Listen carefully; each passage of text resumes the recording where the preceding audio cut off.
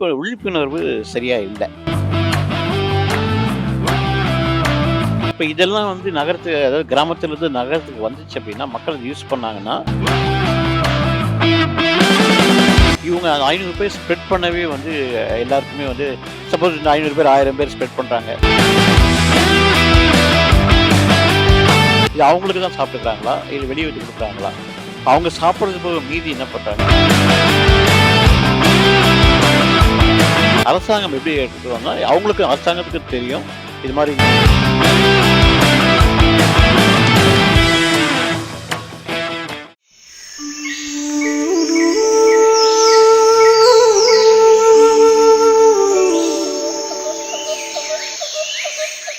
இயற்கை வேளாண்மையில் விளைவிக்கப்பட்ட பாரம்பரிய சிறுதானிய உணவுகளை சமைத்து காட்சிப்படுத்திய மகாராணி மில்லட் சமையல் போட்டி சென்னை கலைவாணர் அரங்கத்தில் நடைபெற்றது. தினமலர் நாளிதழ் என்ற நிறுவனமும் ஆசிர்வாத் மில்லட் என்ற நிறுவனமும் இணைந்து நடத்திய இந்த மில்லட் மகாராணி சமையல் போட்டியில் 500க்கும் மேற்பட்ட பெண்கள் கலந்து கொண்டு 500 வகையான பாரம்பரிய அதாவது சிறுதானிய உணவுகளை தயாரித்து காட்சிப்படுத்தியது காண்போரை வந்து வியப்பில் ஆழ்த்தியது. இந்த மகாராணி மில்லட் சமையல் போட்டியில் 500க்கும் மேற்பட்ட பெண்கள் கலந்து கொண்டு 500 வகையான இயற்கை வேளாண்மையில் விளைவிக்கப்பட்ட பாரம்பரிய சிறுதானிய உணவுகளை காட்சிப்படுத்தியது குறித்து ஜெம் டிவி உழவும் உணவும் என்ற வேளாண்மை நிகழ்ச்சியில் விரிவாக பார்க்கலாம்.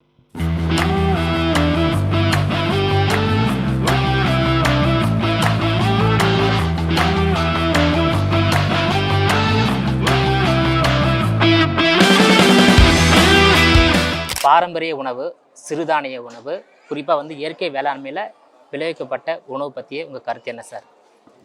அதாவது இப்போ இருக்கிற காலகட்டத்தில இந்த மாரி சிறுதானிய உணவு வந்து வரவேற்கத்தக்கது. ஏன் அப்படின்னா, அதில பார்த்தீங்க அப்படின்னா, உடம்புக்கு ஆரோக்கியமான அனைத்து சக்திகளும் எல்லா சிறுதானியத்திலும் இருக்கு. சிறுதானியம்னு சொல்லும்போது வரகு, சாமை, திணை, குதிரவாளி, கம்பு, கேழ்வரகு, மாப்பிள சம்பா இந்த மாரி நெறைய வெரைட்டீஸ் ஆஃப் சிறுதானியங்கள் இருக்கு. அந்த விழிப்புணர்வு சரியா இல்ல. அதாவது மக்களுக்கு வந்து சரியா போய் ரீச் ஆகல. அது ஒரு வேளை வந்து கிராமத்து சைடுல எல்லாருக்குமே தெரியுமே தவிர, நகரத்து சைடுல தெரியறதுக்கு சரியா வாய்ப்பில்ல. இன்னமும் நம்ம வந்து பச்சை அரிசி, புழுங்கல் அரிசி, பாஸ்மதி அரிசி, சீரக சம்பா அரிசி தான் சாப்பிடுறோமே தவிர, மேபி கவுனி அரிசி, இல்ல சிகப்பு அரிசி சம்டைம்ஸ் நம்ம யூஸ் பண்றோம். புட்டுக்கு யூஸ் பண்றோம். மத்த அரிசிலாம் நான் சொன்ன வரகு, சாமை, திணை, குதிரைவாலி எல்லாம் வந்து நகரத்து சைடுல யூஸ் பண்றதே இல்ல. ஏன் அப்படின்னா, தெரிய வாய்ப்பில்ல. இப்ப இதெல்லாம் வந்து அதாவது கிராமத்திலிருந்து நகரத்துக்கு வந்துச்சு அப்படின்னா, மக்கள் அத யூஸ் பண்ணாங்கன்னா, க கடவுள் வந்து மேபி ஒரு 100 வயசு ஆயுசு போட்டிருக்கான்னா, கண்டிப்பா அந்த 100 வயசு நல்லா இருப்பாங்க. பட் இப்ப இருக்கிற இது வந்து எல்லாம் ஜங்க் ஃபுட் அது மாரி போம்போது, நெறைய வியாதிகள் நெறையா வருது. அதெல்லாம் வந்து பார்த்தீங்கன்னா, இந்த மாரி சிறுதானியங்கள் சாப்பிடும்போது அதுக்குண்டான என்ன சொல்றீங்க, அந்த ஆரோக்கியமான அ அ கார்போஹைட்ரேட் சத்துக்கள் எல்லா சத்துக்களும் வந்து இந்த மில்லட்ஸ்ல அடங்கி இருக்கு ஆக்சுவலா. தேங்க்ஸ் டு தினமலர் இந்த மாரி ஒரு ப்ரோகிராம் ஆர்கனைஸ் பண்ணி ஒரு டிஸ்ட்ரிக்ட்லயும் பார்த்தீங்க அப்படின்னா, கிட்டத்தட்ட 350 500 பேர் வரலும் பார்ட்டிசிபேட் பண்றாங்க. இந்த 500 பேருக்குமே வந்து இந்த மில்லட்ஸ் பத்தி தெரியும். அவங்க செஞ்சிருப்பாங்க. இவங்க அந்த 500 பேர் ஸ்ப்ரெட் பண்ணவே வந்து எல்லாருக்குமே வந்து சப்போஸ் இந்த 500 பேர் 1000 பேர் ஸ்ப்ரெட் பண்றாங்க. இந்த 1000 பேருக்கு அந்த மில்லட் பேஸ் பண்ணி தெரியும். என்னுடைய ரிக்வெஸ்ட் ஃபார் இந்த பார்ட்டிசிபென்ட்ஸ்க்கு மத்தவங்களுக்கும் இந்த மாரி மில்லட்ஸ் என்ன இருக்குன்றது அவங்க சொன்னாங்க அப்படின்னா, கண்டிப்பா வந்து ஒரு 1000 இல்ல பல லட்சக்கணக்கான மக்களுக்கு இந்த சிறுதானியத்த பத்தி தெரிய வரும். இந்த ஆரோக்கியத்த பத்தி தெரிய வரும். அது சாப்பிடும்போது ஆரோக்கியமா இருக்கலான்றது ஃபீல் பண்ணி வரும். இப்போ இருக்கிற இந்த ஜங்க் ஃபுட், ஃபாஸ்ட் ஃபுட்டுக்கு ஒரு சல்யூட் குடுத்துட்டு, இந்த மாரி பாரம்பரியமான சாப்பாடுக்கு எடுத்துன்னு வந்தாங்க அப்படின்னா, டாக்டர் கிட்ட செலவு இருக்காது. வந்து பாரம்பரிய உணவு, மில்லட் உணவு என்றதை காட்டிலும் அந்த பாரம்பரிய உணவையும் அந்த சிறுதானிய உணவை வந்து இயற்கை வேளாண்மையில் விளைவிக்கப்பட்ட பொருட்களாக இருக்க வேண்டும் என்பதுதான் இன்றைய காலத்தின் கட்டாயமாக இருக்குது. அதை பற்றி உங்கள் கருத்து என்ன சார்? ஆக்சுவலா ஃபர்ஸ்ட்டு வந்து இதுக்கெல்லாம் விவசாயிகளுக்கு தான் தேங்க் பண்ணணும். ஏன்னா, அவங்க விவசாயிகள் வந்து இந்த அளவுக்கு பண்ணல அப்படின்னா, நம்மலாம் வந்து உயிரை வாழ்ந்திருக்க முடியாது. இந்த பாரம்பரிய உணவகத்துல இவங்க எஸ்பெஷலி நீங்க சொன்ன மாரி வரகு, சாமை, திணை, குதிரைவாலி, கம்பு, கேழ்வரகு, மாப்பிள சம்பா, மூங்கில் அரிசி இந்த மாரிலாம் நெறைய விளைச்சல் இருக்கு. விவசாயிகள் இத வந்து வெளிய எடுத்துட்டு வரதுக்கு ஏதாவது வாய்ப்பு இருக்கா? இப்ப வந்து நான் மூங்கில் அரிசி விளைக்கிறேன். அதே மாரி மாப்பிள சம்பான்னு விளைக்கிறேன். ஆ ஆணையர்ன்னு விளைக்கிறேன். இந்த இந்த அரிசிலாம் வந்து வெளிய எடுத்துட்டு வந்து யாருக்கு குடுக்குறாங்க? யாருக்கு தெரியும்? சில பேர் பார்த்தீங்கன்னா, ஒரு 1 போகமா இருக்கும். ஒரு வருஷத்துல 2 போகமா இருக்கும். இது அவங்களுக்கு தான் சாப்பிட்டுக்கிறாங்களா? இல்ல வெளிய வச்சு குடுக்குறாங்களா?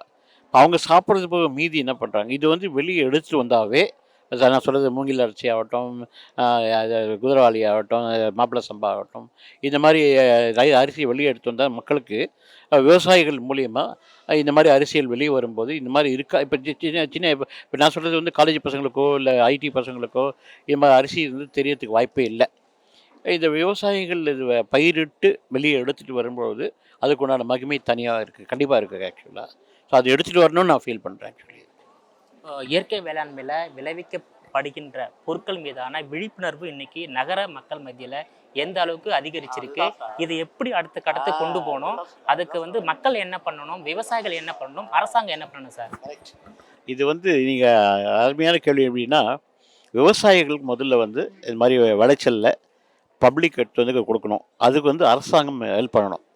அரசாங்கம் எப்படி எடுக்கணும்னா, அவங்களுக்கு அரசாங்கத்துக்கு தெரியும். இது மாரி இந்த அரிசியில இந்த மாரி சத்து இருக்கு. இத சாப்பிட்டா ஜனங்க வந்து நல்லா ஹெல்த்தியா இருக்க முடியும்.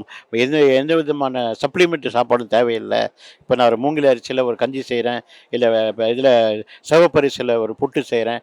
இது மாரி விளைச்சல் நெறைய இருக்கு. அதாவது எனக்கு தெரிஞ்சு நாங்கலாம் வந்து 5, 6 மலைக்கு போயிட்டு, ஜவ்வாது மலை, கல்ராயன் மலை, கொல்லிமலை, இந்த மாரி மலைகள்லாம் போயிட்டு, காசு குடுத்து விளைக்க சொல்லி வச்சிருந்தோம் ஒரு காலத்தில.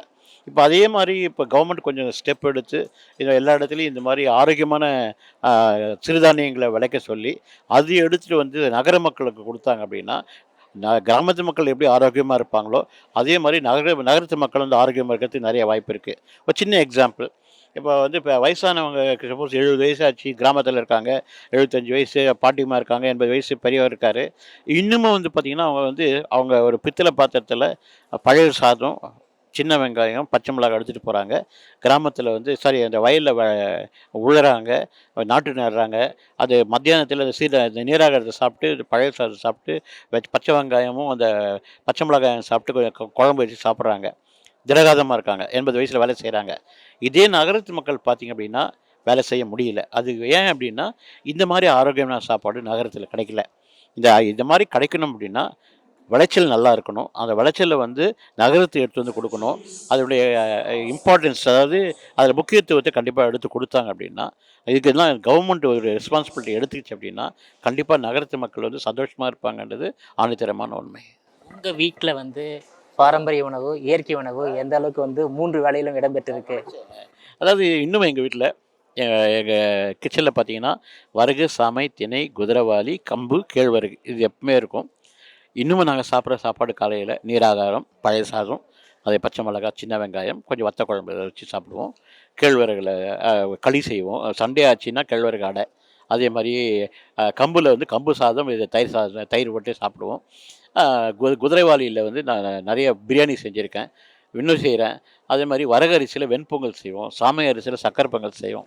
இதெல்லாம் வந்து வீட்ல ரெகுலரா செய்யக்கூடிய டிஷ்ஷஸ் எங்க வீட்ல. இப்ப சப்போஸ் நீங்க யாராவது வந்துட்டீங்க, எனக்கு வந்து அ சிறுதானியத்தில ஏதாவது செஞ்சு குடுங்க அப்படின்னா, கண்டிப்பா எங்க வீட்ல நெறைய சிறுதானியங்கள் இருக்கு. செஞ்சு தருவோம். நேயர்களே, மீண்டும் இது போன்ற மற்றொரு வேளாண்மை நிகழ்ச்சியில் சந்திக்கும் வரை உங்களிடமிருந்து விடைபெறுவது நான் உங்கள் விஜயபாலன்.